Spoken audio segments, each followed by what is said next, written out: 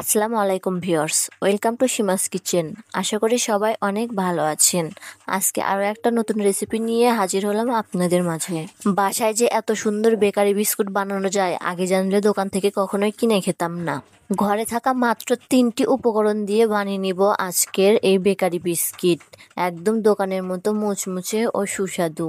এতটাই মজাদার হয় কখনো কল্পনাও করতে পারিনি যে এতটা সুন্দর হবে। চলুন রেসিপিটা শুরু করি। প্রথমে আমি একটা বল নিয়েছি, তাতে 1 কাপ পরিমাণ তেল ব্যবহার করেছি। রান্নার তেল, সয়াবিন তেল দিয়েছি। আগে থেকে ব্লেন্ডার করে রেখেছিলাম চিনি, সেই চিনি পাউডার দিয়ে দিব 1 কাপ পরিমাণ। দিয়ে তেলের সাথে ক্রিমিভাবে মিশিয়ে নিব। দেখুন কত সুন্দর মিশে ক্রিমের মতো হয়ে গিয়েছে। অবশ্যই তেলের সাথে আগে চিনিটা মিক্স করে নেবেন।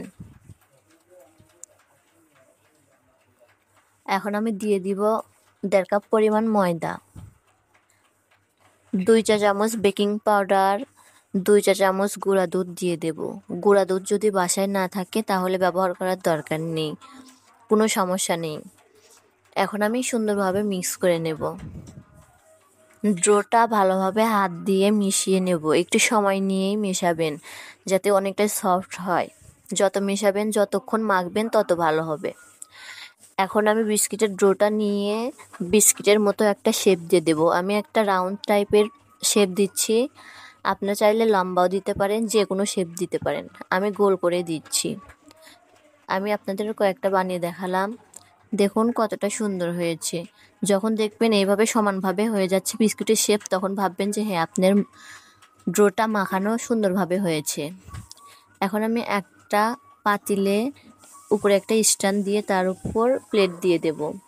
এখন উপরে কালার হওয়ার জন্য, ক্রিমে ভাপ হওয়ার জন্য ডিমের কুসুম ভেঙে সবগুলো বিস্কিটের উপর দিয়ে দেব একে একে। এখন কিছুটা সাদা তিল, কাজু বাদাম, কাঠবাদাম কেটে দিয়ে দিয়েছি উপর দিয়ে, যাতে দেখতে একদম দোকানের মতো হয়, কালারটাও সুন্দর আসে, খেতেও যাতে আরও মজাদার হয়। এখন আমি ঢেকে দেব একদম মিডিয়াম আছে আধা ঘন্টার জন্য। অবশ্যই ঢাকনার ফুটোটা বন্ধ করে দিবেন।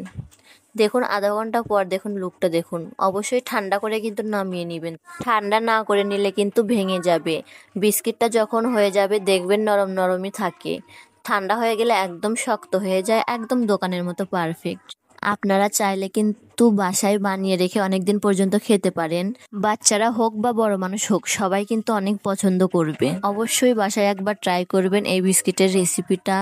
অনেকেই কিন্তু ফুল রেসিপিটা দেখায় না, আমি আপনাদের সাথে ফুল রেসিপিটাই শেয়ার করলাম। রেসিপিটা ফলো করলে 100% পারফেক্ট হবে। ভিডিওটি ভালো লাগলে একটা লাইক, সুন্দর একটা কমেন্ট করে যাবেন। ইউটিউব থেকে দেখলে চ্যানেলটি সাবস্ক্রাইব করবেন, ফেসবুক পেজ থেকে দেখলে ফলো করবেন। তারপর কোন রেসিপি দেখতে চান অবশ্যই কমেন্ট করবেন।